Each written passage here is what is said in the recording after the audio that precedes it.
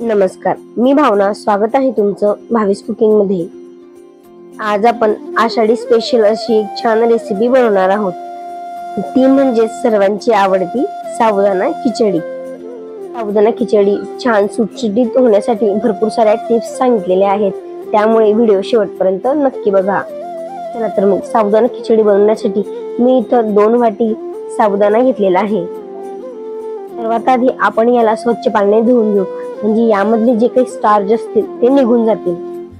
साबुदाणा धुताना हा हलक्या हाताने धुवायचा, कारण पाणी टाकल्याबरोबर तो तुटण्याची शक्यता असते. त्यामुळे साबुदाणा हा हलक्या हाताने धुवायचा. मी हा साबुदाणा स्वच्छ 2 पाण्यांनी धुवून घेतला. बघा अशा प्रकारे. आता सर्वात पहिली टीप म्हणजे साबुदाणा भिजत घालताना किती पाणी घालावं.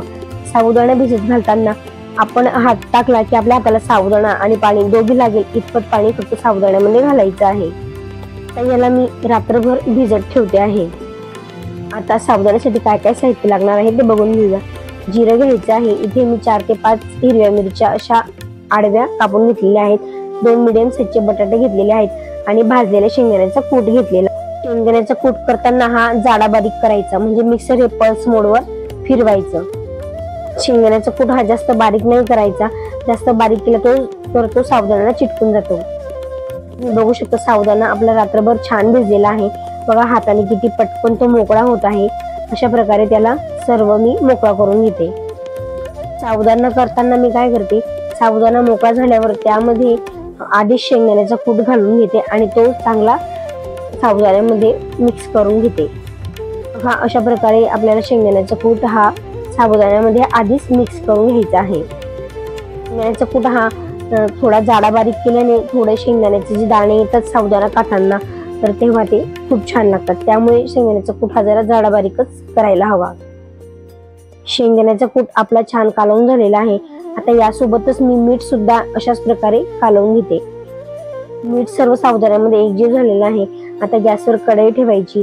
तेल टाकून तेल चांगलं कडकडीत गरम होऊ द्यायचं. नंतर त्यामध्ये जिरं घालायचं. जिरं ऑप्शनल आहे. तुम्ही उपासाला जर जिरं खात असाल तर घाला, नाही घातलं तरी सुद्धा चालते. जिरं छान तेलामध्ये तळलेलं आहे. आता यामध्ये मी मिरच्या घालून घेते. मिरच्या ही लगेच तळल्या गेल्या. तेल चांगलं गरम होतं. आता यामध्ये बटाटे घालून बटाटे तेलात चांगले परतून घ्यायचे. बटाटे चांगले परतून यावर झाकण ठेवून द्यायचं, म्हणजे बटाटे लवकर आपले शिजले जातील. अशा प्रकारे मी झाकण ठेवून घेतलेलं आहे आणि 1-2 मिनिटानंतर बटाटे हे लगेच शिजले गेलेले आहेत. बघा किती छान असे बटाटे शिजले गेलेले आहेत. साबुदाण्यामध्ये हिरवी मिरची न घालता जर तुम्ही लाल तिखटाचा वापर केला तरी सुद्धा चालतो, किंवा तुम्ही ह्या मिरचीचा ठेचा करून घातला तरी सुद्धा चालेल.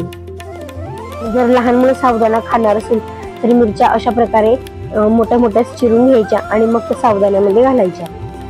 लाल तिखट घालण्यापेक्षा जर तुम्ही हिरवी मिरचीचा जर साबुदाणा केला तर तो खायला खूप छान लागतो.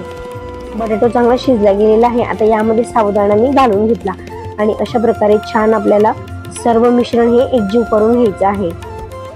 हे सर्व मिश्रण चांगलं एकजीव झाल्यावर झाकण ठेवून आपल्या साबुदाण्याची वाफ काढून घ्यायची आहे. तुम्ही बघू शकता साबुदाणा हा पूर्णपणे पांढरा दिसतो आहे. आपल्याला याला पूर्ण शिजवून घ्यायचं आहे. साबुदाणा जोपर्यंत बदामी रंग येत नाही तोपर्यंत साबुदाणा हा झाकण ठेवून वाफ काढून घ्यायचा. मीठ आणि आपण शेंगदाण्याचा कूट हा आधीच मिक्स केलेला असल्याने हे सर्व मिश्रण मिक्स करताना आपल्याला जास्त अडचण येत नाही. साबुदाणा जर खूप जास्त प्रमाणात बनवायचा असला तरी सुद्धा ह्याच पद्धतीचा वापर केला जातो. आचारी सुद्धा साबुदाणा बनवताना ह्याच पद्धतीचा वापर करत असतात. साबुदाणा चांगला एकजीव झालेला आहे. आता झाकण ठेवण्याची वाफ काढून घेते. अधूनमधून साबुदाण्याला हलवत राहायचं आहे. मी 2 वेळेस साबुदाण्याचं झाकण काढून याला चांगला हलवून घेतलेला होता. तुम्ही बघू शकता खूप छान असा साबुदाण्याला बदामी रंग आलेला आहे आणि आपला साबुदाणा छान असा तयार झालेला आहे. खाण्यासाठी ही साबुदाणा खरंच खूप छान लागत होता. तुम्ही सुद्धा मी दिलेल्या ह्या रेसिपीनुसार ही साबुदाण्याची खिचडी नक्की ट्राय करून बघा. या साबुदाण्याच्या खिचडीमध्ये खूप काही जास्त साहित्याचा वापर केलेला नाही आहे. खूप कमी साहित्यात खूप छान असा साबुदाणा हा तयार झालेला आहे. तुम्हाला जर माझी ही साबुदाण्याची रेसिपी आवडली असेल तर प्लीज व्हिडिओला लाईक नक्की करा आणि सोबतच व्हिडिओ शेअर सुद्धा करा. आणि अशा सोप्या रेसिपी बघण्यासाठी माझ्या चॅनलला सबस्क्राईब नक्की करा. चला तर मग आता भेटूया पुढच्या नवीन एक रेसिपी सोबत.